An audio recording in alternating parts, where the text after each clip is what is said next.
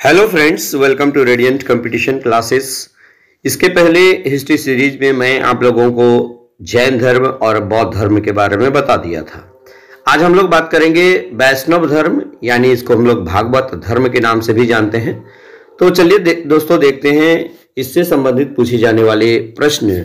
वैष्णव धर्म का केंद्र बिंदु भागवत या विष्णु की पूजा है, यानी वैष्णव धर्म जो है वो किसकी पूजा करता है, तो विष्णु भगवान की पूजा करता है। इसको भगवत के नाम से भी जाना जाता है। महाभारत में विष्णु ही कृष्ण वासुदेव कहलाए, यानी कि महाभारत में जो 18 दिन तक चला था, तो ये जो विष्णु को ही जो है विष्णु ही श्री कृष्ण या कृष्ण वासुदेव कहलाए थे। कृष्ण वृष्णि कबीले से संबंधित थे, इसलिए जो कृष्ण वासुदेव कहलाए थे। उसके बाद देखिएगा भागवत संप्रदाय के प्रमुख तत्व भक्ति एवं अहिंसा है। भागवत संप्रदाय के प्रमुख तत्व क्या है? एक भक्ति और दूसरा अहिंसा है। भक्ति का अर्थ है प्रेममय निष्ठा निवेदन एवं अहिंसा का अर्थ है किसी जीव का वध न करना। ये आपका किसका?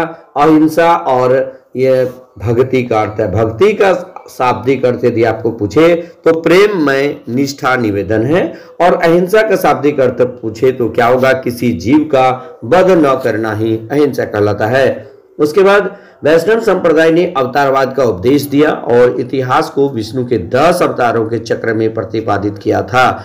यानी वैष्णव संप्रदाय ने अवतारवाद का उपदेश दिया और इतिहास को विष्णु के 10 अवतारों के चक्र के रूप में प्रतिपादित किया। यानी विष्णु के कितने अवतार हुए? 10 अवतार, याद रखिएगा। और विष्णु के 10 अवतार हैं मत्स्य, कूर्म, वाराह, नरसिंह, वामन, परशुराम, राम, कृष्ण, बलराम, बुद्ध एवं कल्कि।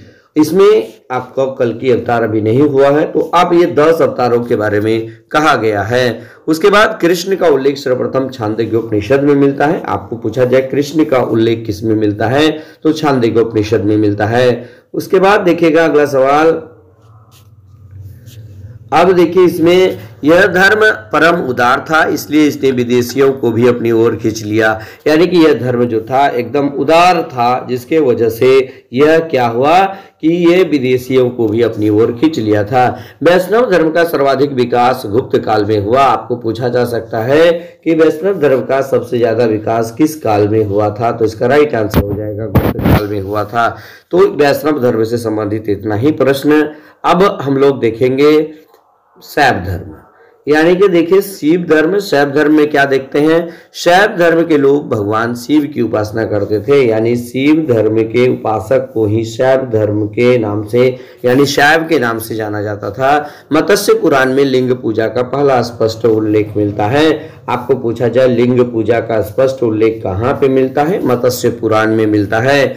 इस धर्म के विकास की प्रक्रिया में कुछ संप्रदायों जैसे पशुपति, कापालिक, कालामुख, लिंगायत आदि का विकास हुआ। इसका वर्णन वामन पुराण में मिलता है। यानी वामन पुराण से ये पता चलता है कि इसकी प्रक्रिया जो है, शैव धर्म की प्रक्रिया जो है विभिन्न संप्रदायों के विकास से हुआ है। उसके बाद चलिए हम लोग अगला देख लेते हैं। इसमें शैव धर्म में कापालिक संप्रदाय के इष्टदेव भैरव थे। याद रखिएगा कापालिक संप्रदाय के इष्टदेव का नाम क्या था? भैरव था। कालामुख संप्रदाय के लोगों को महाव्रतधर कहा जाता है।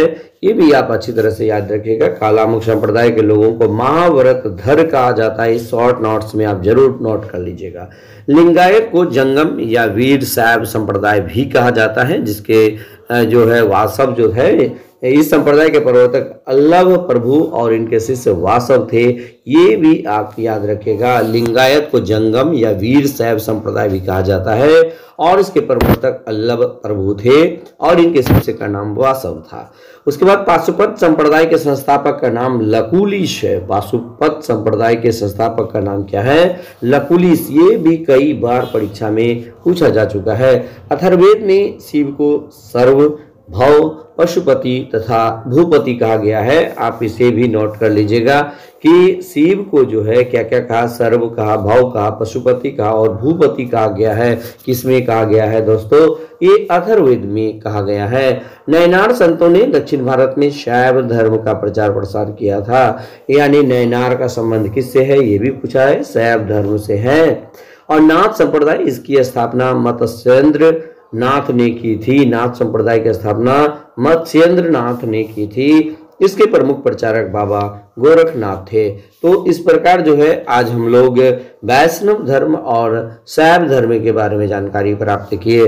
तो इस प्रकार हम लोग 5 से 6 मिनट में ये दो संप्रदाय, वैष्णव संप्रदाय और शैव संप्रदाय को कंप्लीट किए। दोस्तों इसमें जितने भी प्रश्न हैं आप इसको शॉर्ट नोट्स के तहत तैयार कर लीजिएगा।